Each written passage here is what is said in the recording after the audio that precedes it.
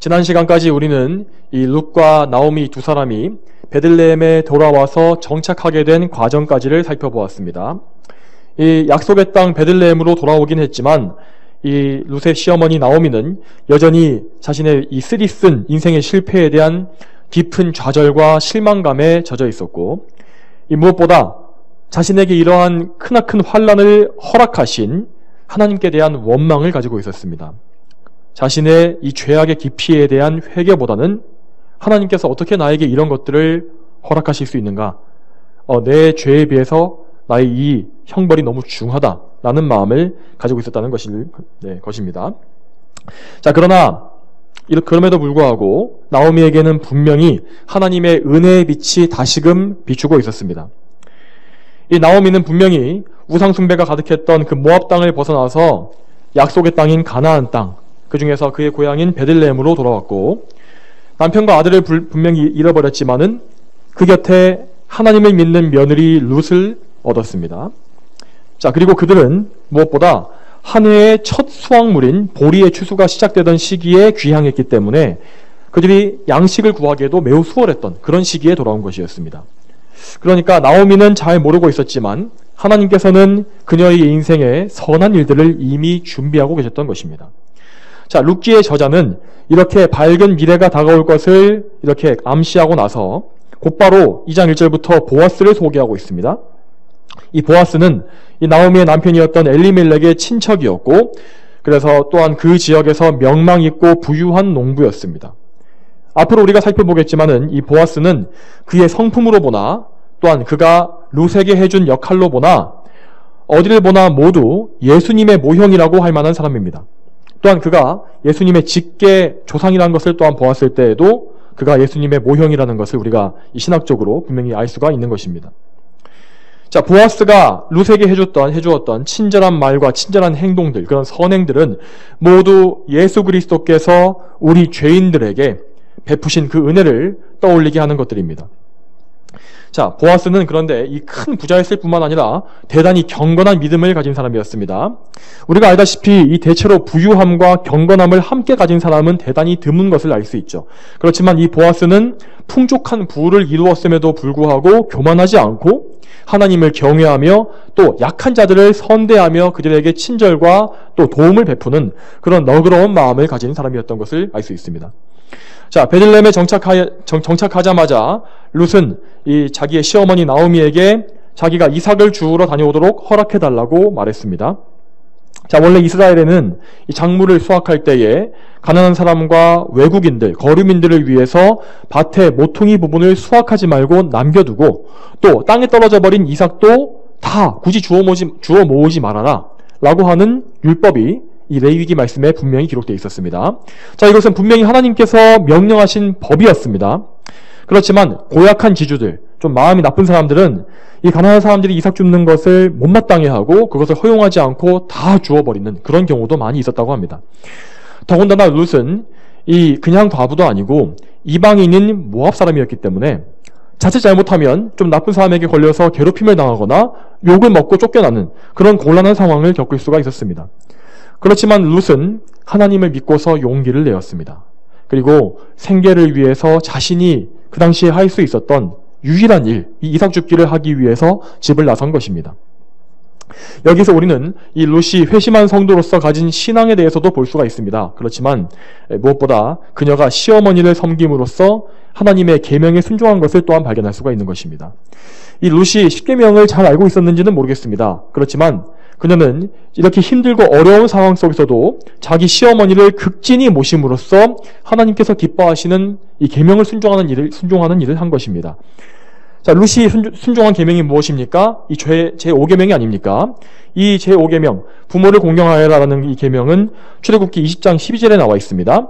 내 부모를 공경하여라. 그러면 여호와 내 하나님이 준 땅에서 내 생명이 길 것이다 라고 되어 있죠. 하나님께서는 나중에 신약 성경에 보면 에베소서에서 이 계명에 대해서 약속이 있는 첫 계명이다. 약속이 있는 첫 계명이다 라고 말씀하시면서 이 계명을 준수한 자들에게 복을 약속해 주시는 그런 것을 볼 수 있습니다. 자, 이 계명대로 하나님께서는 이 시어머니를 극진히 모신 룻에게 5계명에서 약속하신 이 지상의 복과 놀라운 하나님의 은혜를 풍성히 베풀어 주신 것을 알 수가 있습니다. 자, 여러분, 그런데 오늘날 이 세상은 여러 가지 면에서 하나님의 계명과 정반대로 달려가고 있지 않습니까? 특별히 이 부모를 공경하라는 계명 역시 아주 심각하게 파괴되고 있는 그런 상황입니다. 많은 사람들이 부모의 권위를 무시하고 부모를 거역하고 또 뒤에서 악담을 하고 또 노년에 이른 그 부모를 또 연약해진 부모를 잘 봉양하지 않는 일이 부지기수입니다. 특히 여성분들이 그 시부모님을 아주 학대하거나 좀 잘못 대하거나 아니면 뭐 남성분들도 장인 장모님을 홀대하는 그런 함부로 행동하는 잘못된 일들이 매우 많이 벌어지고 있는 것을 우리는 알고 있지 않습니까? 자, 그런데 여러분, 차라리 이렇게 부모 자식 간의 관계라도 있으면 모르겠는데 무엇보다 요즘은 결혼을 기피하고 자식도 잘 낳지 않는 그런 풍조가 급속히 늘고 있습니다. 인구가 급감하고 이런 상태로 나중에 시간이 지나게 되면은 자녀가 전혀 없는 노인들이 많아지는 그런 정말 이상한 세상이 되고 말 것입니다. 아예 부모 자식 간의 관계 자체가 거의 없어져 버리는 그런 정말 하나님께서 말씀하신 것과 정반대의 잘못된 세상이 되고 말 것이라는 말입니다. 그러나 여러분, 우리 성도들은 이 세상의 이 악한 풍조를 항상 배격하고 하나님 말씀에 순종하기를 힘써야 합니다.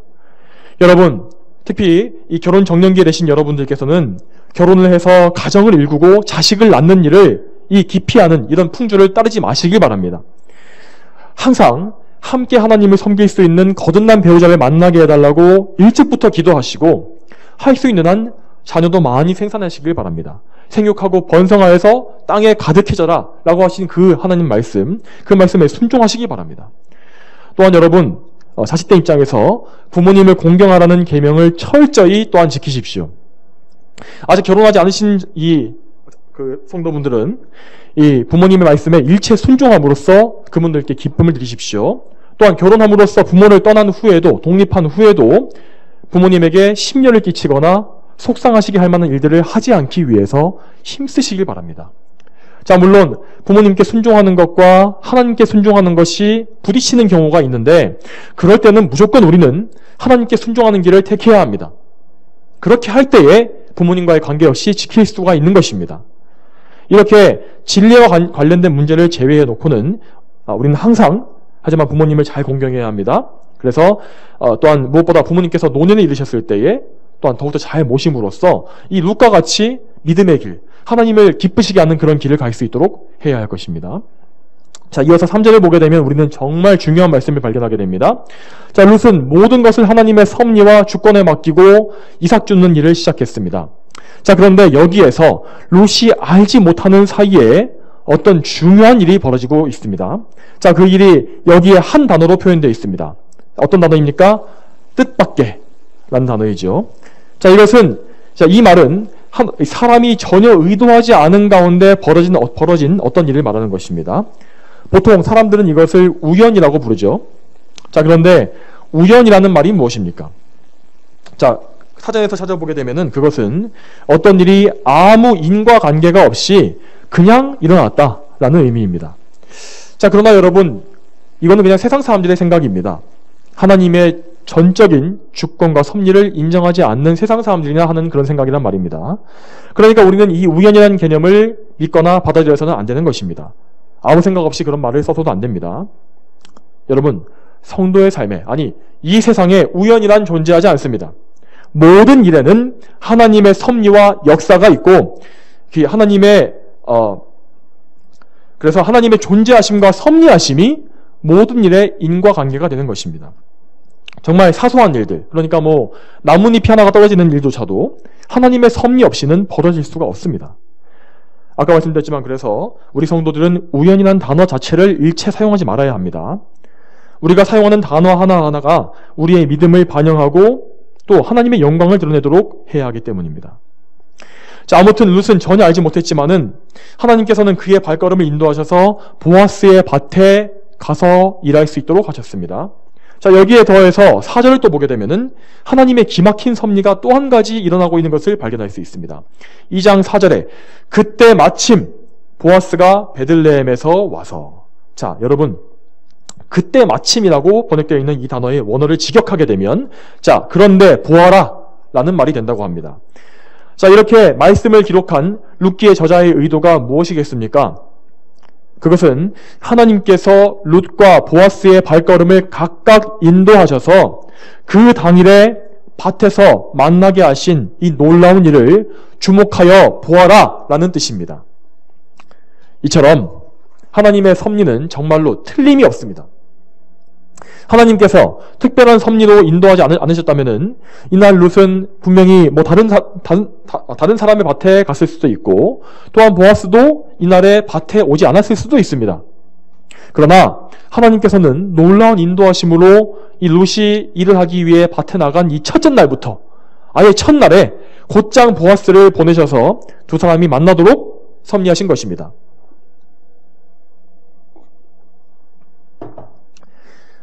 하나님의 섭리에 대해서 이 성경의 다른 곳에 또한 이렇게 기록되어 있습니다.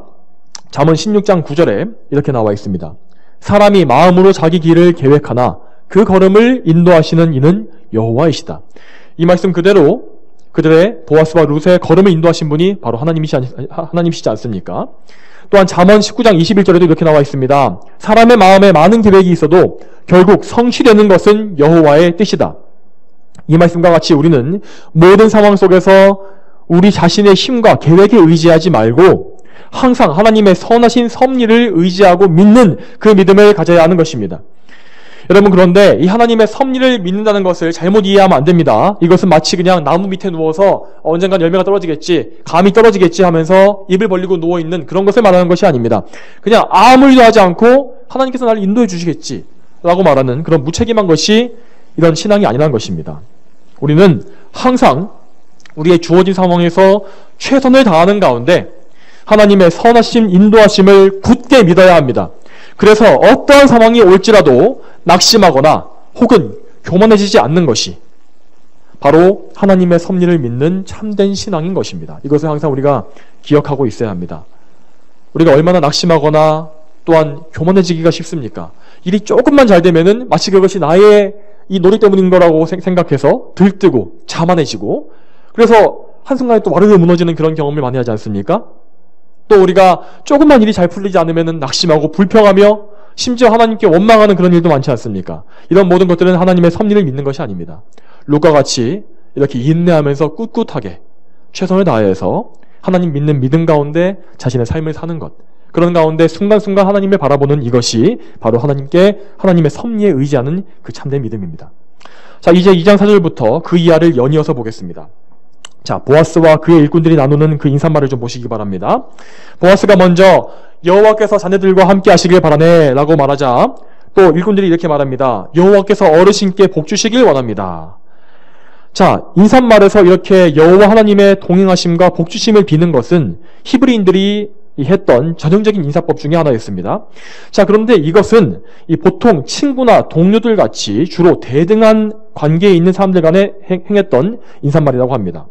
그러니까 이 보아스는 자신이 고용한 종들을 대단히 존중해 준 것이라고 우리가 알면 되겠습니다. 또한 이 보아스의 종들이 하는 말을 보게 되면은 또 그들에 대해서 지칭되어 있는 소년들 이런 말들을 보게 되면은 아마 이들은 보아스보다 훨씬 더 나이가 적은 청년들이었던 것 같은데, 자, 그러한 사실을 감안했을 때에 이 중년의 보아스가 자신보다 훨씬 어린 자신의 종들을 이렇게 존대했다는 것을 보게 되면은 그가 얼마나 온유하고 겸손한 신앙적인 인격이 준비되어 있었는지를 우리가 알 수 있는 것입니다. 여러분, 만약 그런데 이 오늘날의 고용주들과 피고용인들, 이 회사와 일터에서 많은 사람들이 이 보아스와 그의 종들이 보여주었던 이 본을 따르게 된다면 여러분, 지금처럼 이렇게 많은 노사 분쟁이 이 세상에 있을 수가 있겠습니까? 고용주들이 자신이 고용한 사람들을 사랑과 존중으로 대하지 않고 무시하고 부당하게 착취하는 이런 모든 것들은 하나님께서 보시기에 분명히 사악한 죄입니다. 또한 근로자들 역시 자신에게 맡겨진 일을 충실히 하지 않거나 무엇보다 요즘 많이 하는 것처럼 불법적으로 파업하거나 태업하는 등으로 자신의 이익만을 관철시키려고 하는 것은 이런 것들은 정말로 하지 말아야 될 정말 큰 죄입니다. 성도 여러분, 여러분이 생계를 위해서 어떤 일에 종사하고 계시든지 간에 하나님께서 미워하시는 방향으로 행하지 않도록 항상 여러분 주의하시기 바랍니다. 먹든지 마시든지 무엇을 하든지 하나님의 영광을 위하라고 하지 않았습니까? 여러분의 생계 역시 하나님의 영광을 위한 일이 될 수 있도록 항상 주의하시기 바랍니다. 그러므로 고용주의 입장에 계신 분들, 그런 성도분들은 물론 요즘 경기가 참 어렵고 모든 비용이 다 올라가고 인건비도 올라가고 참 사업을 운영하시는 것이 힘들고 어려우시겠지만 항상 이 보아스가 보인 믿음의 본을 보이시면서 여러분의 사업을 통해서 하나님께 영광 돌리도록 힘쓰시기 바랍니다. 이 보아스 역시 이번에는 또 이렇게 풍년이 들고 좋은 시기를 맞이하고 있지만은 이 역시 뭔가 흉년이 들고 어려운 때가 있었을 것입니다. 그런데 그때 그가 흉년의 때 어려운 때에 자신의 종들에게 악하게 굴고 나쁘게 행동했다면 이 종들이 이렇게 그를 존중하는 말을 하겠습니까? 그렇지 않지 않습니까? 항상 그는 변함없이 한결같이 항상 온유하고 인격적으로 그들을 대우했던 것입니다. 이런 본을 항상 본받으시기 바랍니다. 또한 근로자의 입장에 계신 여러분, 또 성도 여러분, 자, 부디 요즘 여러분 참 사회적으로 이슈가 되고 있는 것이 무엇입니까? 저 민주노총과 같은 저 정말 폭압적이고 폭력적인 그런 사회악, 정말 온갖 병폐를 끼치는 그런 죄악된 무리에 결코 동참하지 마시기 바랍니다. 그들이 어떤 행위를 하고 있었고 배후에서 어떤 자들의 지원을 받고 있었는지가 요즘 뉴스에 다 나오고 있지 않습니까? 그들이 행했던 그런 모든 그런 행위들이 어떤 뭔가 정의로 포장되었던 모든 일들이 선한 것이었습니까? 우리가 정말 어떤 진영 논리에 빠져서 잘못된 이념의 렌즈를 끼고 그런 것들을 바라봤을 때에만 그런 것들이 올바라 보이고 정의로 보이는 것입니다. 우리는 항상 성경적인 생각과 믿음을 가지고 모든 것을 바라보아야 합니다. 그런 악한 자들의 사악한 행위에 동조하지 마시기 바랍니다. 물론 그런 자들에게 동조하지 않게 되면은 많은 비방과 공격을 당하고 손해를 감수해야 될 때도 있는 것을 저는 알고 있습니다. 그렇지만 여러분, 참된 신앙이라는 것은 이렇게 피해를 볼지라도 신앙의 양심을 팔아먹지 않는 것입니다. 항상 여러분, 우리에게 해가 될지라도 하나님께 대한 믿음, 경건한 신앙, 하나님께서 기뻐하시는 그 순종을 버리지 마시기 바랍니다.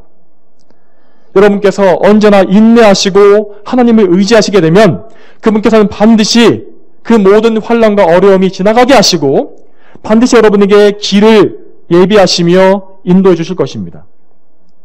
그러므로 여러분, 고용주를 위해서 기도하시고 그들을 위해 복을 비십시오. 그들이 악한 자라 할지라도 저주하지 마시고 축복하십시오. 만약 정말 그들이 하나님의 복을 받을 만한 그런 좋은 사람이 아니라고 해도 여러분이 빈 복이 여러분에게 다 돌아오게 될 것입니다. 그러므로 여러분이 그들을 위해 복을 빌고 축복하게 되는 것은 결국 여러분에게 좋은 일입니다. 하나님께서 여러분에게 복 주실 것입니다. 그러면 여러분, 우리가 어디에 있든지 간에 어떤 입장에 있든지 간에 항상 하나님을 기쁘시게 할 것이 무엇인지 생각하시고 그 방향으로 굳건히 가시기 바랍니다. 그래야만 여러분에게 하나님의 크신 축복과 그분의 빛이 항상 함께 하실 것입니다. 자, 이어서 2장 5절에서부터 7절까지를 또 보겠습니다. 자, 여기에서 7절에 나와 있는 이 감독관의 말을 보게 되면 이 룻이 얼마나 근면하게 일했는지를 알 수가 있습니다. 룻은 정말로 허리를 펼 틈도 없이 떼약볕에서 열심히 일했습니다. 특별히 여기에 집이라고 나와 있는 이 단어가 있는데 이 집은 룻이 자기 집에 갔다 왔다는 뜻이 아니고 뭔가 일하는 사람들을 위해서 밭에 마련되어 있는 움막 이런 것을 말하는 것이라고 이게 성경 해석자들이 말하는 것을 볼 수 있습니다. 그러니까 잠깐 앉아서 쉰 거 외에는 계속해서 일했다는 것입니다. 그런 어떤 근면함과 그에 대한 좋은 소문이 일꾼들도 감명을 또 가지게 해서 또 하나님께서 또한 은혜를 주셔서 룻이 뭔가 누군가에게 큰 좀 어려움을 당하거나 괴롭힘 당한 일 없이 하나님께서 또 이렇게 일할 수 있도록 또 도와주신 것을 또 우리가 볼 수 있습니다. 자, 8절에서부터는 보아스가 룻에게 직접 말하기 시작합니다. 이 보아스가 룻에게 베푼 은혜는 이 다른 경우에는 결코 찾아볼 수가 없는 매우 놀라운 것이었음을 우리가 알아야 합니다. 아무리 관대한 지주라 할지라도 이삭을 굳이 자기 밭에서만 주어라 라고 하는 경우는 없었습니다. 그런데도 보아스는 룻에게 자기 밭을 떠나지 말라고 말했고 또 추수하는 종들과 바싹 조치면서 이삭을 주어라 라고까지 말하는 것을 볼 수 있습니다. 또한 여러분, 이 중동 베들레헴 지방, 이런 유대 땅이 얼마나 건조하고 물이 귀한 지방입니까? 그런데도 그는 이제 종들이 힘들게 떠온 그 물까지도 마음껏 마실 수 있도록 배려해 주는 것을 볼 수 있습니다. 이것은 정말 룻에게 있어서는 정말 예상치 못한 큰 은혜였습니다. 그래서 그 룻은 깜짝 놀라서 황송한 마음에 땅에 엎드렸습니다. 저는 이방 여자인데도 어찌하여 어르신께서 저에게 은혜를 베푸시며 저를 돌보십니까? 이어서 11절에서 보아스는 룻이 이제까지 행한 모든 믿음의 행실들을 다 알고 있다고 말하면서 12절에서 정말 중요한 말들을 합니다. 여호와께서 내가 한 일을 보답하시길 바라며 여호와 이스라엘의 하나님께서 그분의 날개 아래 보호를 받으러 온 내게 풍성하게 보상해 주시기를 바란다. 여러분, 이 말씀이 오늘 설교의 주제라고 할 수 있습니다. 보아스가 룻을 축복한 이 말씀은 참으로 성도를 향한 하나님의 선하신 뜻과 은혜를 그대로 보여주는 것입니다. 여러분, 보아스가 말한 것처럼 하나님께서는 이 성도의 믿음과 선행에 대해서 보상해 주시는 분이십니다. 그분은 참으로 의로우시기 때문에 선한 일을 행한 자에게는 선한 일로 갚아주시고, 또한 반대로 악한 일을 행한 자들에게는 악한 일들을 허락하시는, 그래서 갚으시는 그런 분이십니다. 그것이 하나님의 공의입니다. 여러분, 혹시 하나님의 보응이 제때 이루어지지 않는 것처럼 보일 때가 혹시 있습니까? 악인들이 자기에게 당장 벌이 내리지 않는다고 해서 대담하게 악을 행하고, 선한 사람들은 자기의 선한 행위에 대해서 갚아주시지 않는다고 해서 낙심하는 그런 일들을 우리가 많이 보지 않습니까? 그러나 여러분, 분명히 아십시오. 하나님께서는 사람들이 행한 모든 일들을 다 알고 계시고 하나도 빠짐없이 다 기억하시는 분이십니다. 혹시 이 땅 위에서 즉각적인 보응이 임하지 않는 것 같이 보일지라도 오히려 그것은 악인들에게 더 큰 재앙입니다. 하나님의 진노가 그들의 머리 위에 차곡차곡 쌓이고 있기 때문입니다.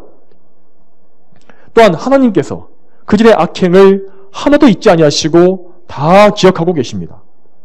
그렇기 때문에 무엇보다 마지막 날 심판주이신 예수님께서는 각 사람이 그 몸으로 행한 선한 일과 악한 일 모두에 대해서 보응하실 것이라고 분명히 말씀하셨습니다.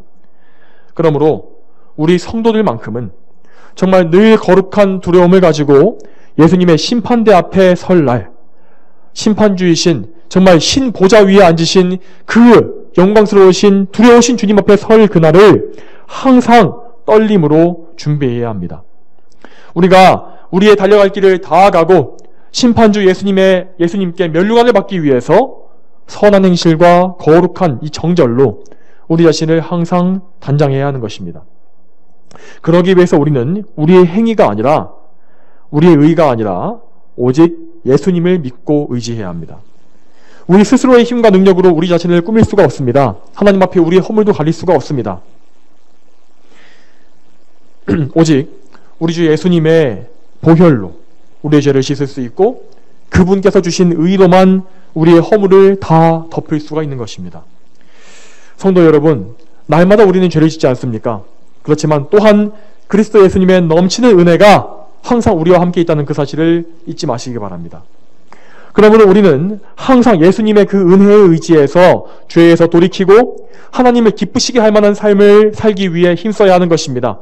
더 많이 회개하고 더 힘써서 죄와 싸우는 이 성도들을 하나님께서는 더욱더 거룩하게 구별해 주실 것이고 또한 더 많은 열매를 맺도록 가꾸어 주실 것입니다. 바로 그러한 성도가 예수님께 많은 칭찬을 받고 상급을 또한 받는 것입니다. 자, 그러나 여러분 꼭 기억하십시오. 우리가 상급을 받는다는 것을 마치 우리가 뭔가 노력해서 상을 쟁취하는 것으로 오해하시면 안 됩니다. 자, 물론 하나님께서 성도들의 의로운 행실을 기뻐하시는 것은 사실입니다. 그러나 성도들의 의로운 행실이라는 것은 오직 그들이 성령으로 거듭나고 예수님의 의를 옷 입었기 때문에 나오게 되는 열매가 아닙니까? 그러므로 많은 열매를 맺는 성도는 그만큼 하나님께 많은 은혜를 받았다는 것입니다. 그 이외에 더 이상의 어떤 의미가 아닙니다. 만일 우리가 그래서 맡겨진 모든 일을 힘써 행하고 나서 이 부활 이후에 주님께서 주시는 상을 받게 된다면 자, 우리는 그때 알 것입니다. 아, 이것이 우리가 잘나서 받는 것이 아니구나. 그런 것을 바로 인정하게 될 것입니다. 오히려 우리는 우리에게 놀라운 은혜를 주셔서 우리같이 부족한 죄인들이 이런 놀라운 열매를 맺게 하신 하나님을 전적으로 찬양하게 될 것이고 그분께 영광을 돌리게 될 것입니다. 그래서 누가복음의 말씀과 같이 우리는 무익한 종들입니다. 저희가 해야 할 일을 했을 뿐입니다. 라고 하나님께 말씀드리게 될 것입니다. 성도 여러분, 또한 우리는 보아스가 보여주었던 성숙한 신앙의 모범을 보고 배워야 합니다. 여러분, 이 보아스는 분명히 룻과 비교했을 때에 신앙의 연수나 나이가 모두 훨씬 위였던 연륜이 있는 성도였습니다. 교회에는 이렇게 보아스와 같이 오랫동안 예수님을 믿고 교회를 섬겨왔던 믿음의 어른들이 존재합니다. 그리고 또한 동시에 룻과 같이 회심한 지 얼마 되지 않은 어린 성도들도 있습니다. 그러므로 성숙한 믿음을 가진 성도분들께서는 보아스가 룻에게 했던 것처럼 연약한 성도들을 격려해주고 그들의 믿음을 보듬어주는, 영혼을 보듬어주는 역할을 반드시 하셔야 합니다. 그것이 참으로 하나님께서 기뻐하시는 일이고 여러분에게 요구하신 일이기 때문입니다. 이미 많은 경험을 하신 그리스도인들은 어린 성도들을 정말 수월하게 상담해주고 위로해줄 수가 있습니다. 왜냐하면 그들은 이 어린 성도들이 겪고 있는 많은 신앙의 어려움들을 이미 수없이 겪어보았고 그래서 어떻게 하면 믿음으로 고난을 이길 수 있는지에 대해서 일체의 비결을 깨닫고 있기 때문입니다. 그래서 어린 성도들이 정말 큰 짐으로 여기는 많은 문제들이 있을 때에 그런 것들을 장성한 성도들은 능히 이길 수가 있고 또 상담해 줄 수 있고 그들의 문제가 무엇인지 무엇을 해야 하는지를 금방 말해줄 수가 있는 것입니다. 그래서 잠시 동안 또 대화하는 것만으로도 어린 성도들의 근심을 많이 덜어줄 수가 있는 것을 우리가 볼 수 있습니다. 또한 회심한 지 얼마 안 된 성도들은 이 세상의 정욕들에서 떠나온 지가 얼마 되지 않았기 때문에 그 유혹에 다시 빠지기가 정말 쉽습니다. 그런데 장성한 성도들의 격려로서 유혹을 이기고 단호하게 믿음을 발휘할 수 있는 그런 힘을 또한 얻을 수가 있습니다. 여러분, 물론 궁극적으로 모든 성도를 보호하시는 분들, 특별히 그분의 어린 양들을 보호하시는 분은 분명히 하나님이십니다. 그러나 하나님께서는 주님의 몸된 교회에 속한 장성한 성도들을 도구로 사용하셔서 연약한 자를 붙잡아 주시는 그 일 역시 기뻐하시는 것입니다. 그러므로 약한 성도들을 격려하기 위해서 성도 여러분들께서 시간을 쓰는 것은 결코 시간 낭비가 아닙니다. 우리 예수님께서 이렇게 말씀하신 것을 반드시 기억하십시오. 지극히 작은 자 하나에게 한 것이 곧 내게 한 것이다.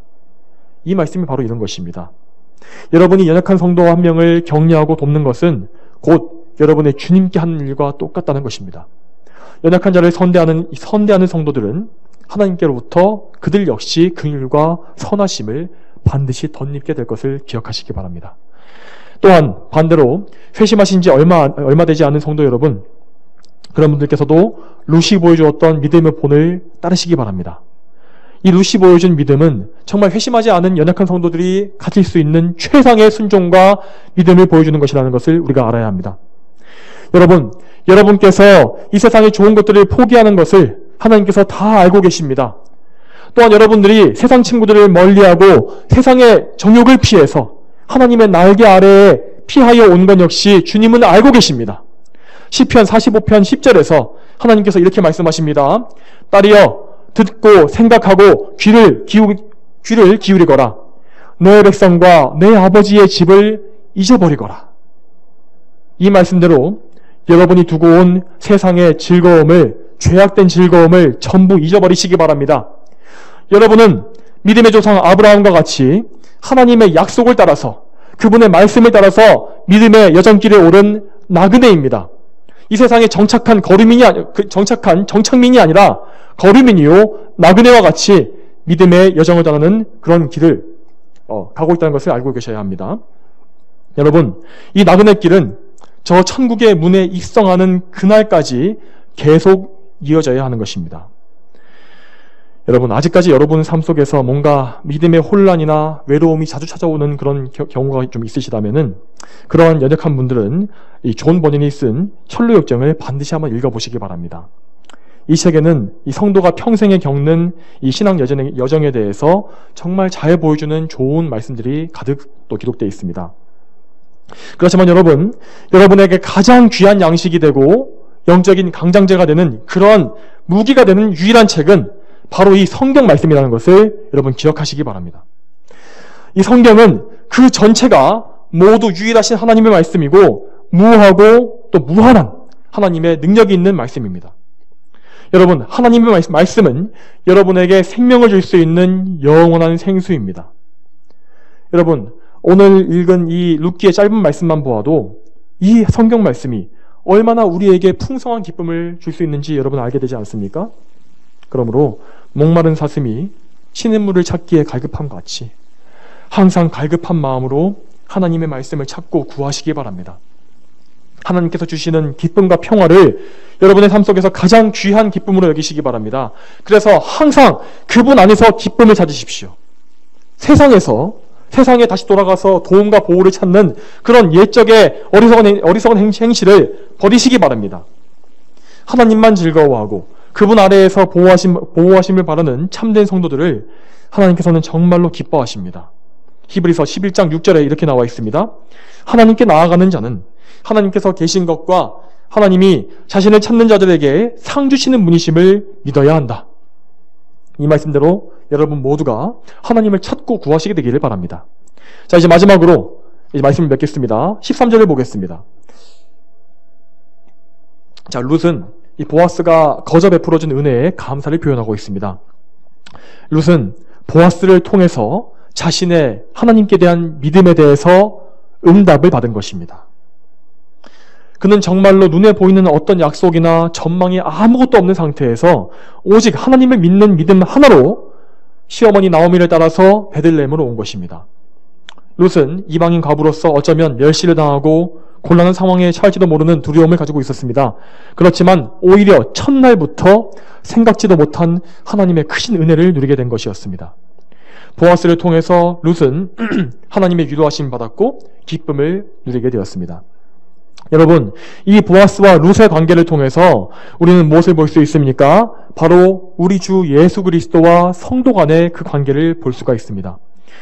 여러분, 우리 성도들은 원래 모두가 모압 사람과 같이 영적으로 비천한 자들이었음을 항상 기억해야 합니다.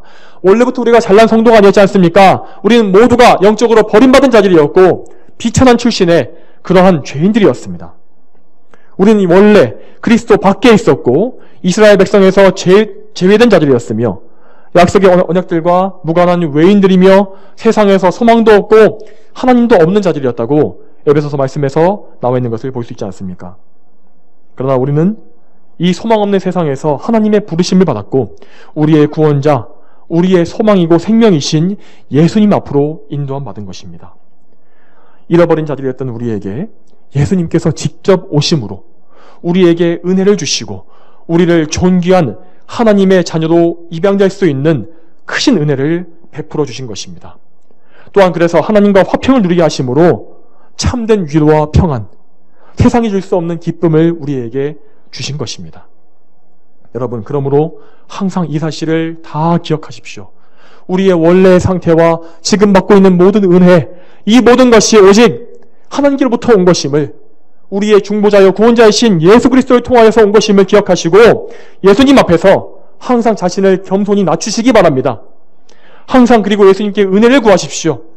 우리 모두는 예수님의 은혜가 없이는 결코 한순간도 살 수가 없는 사람들입니다. 이 사실을 항상 잊지 마십시오.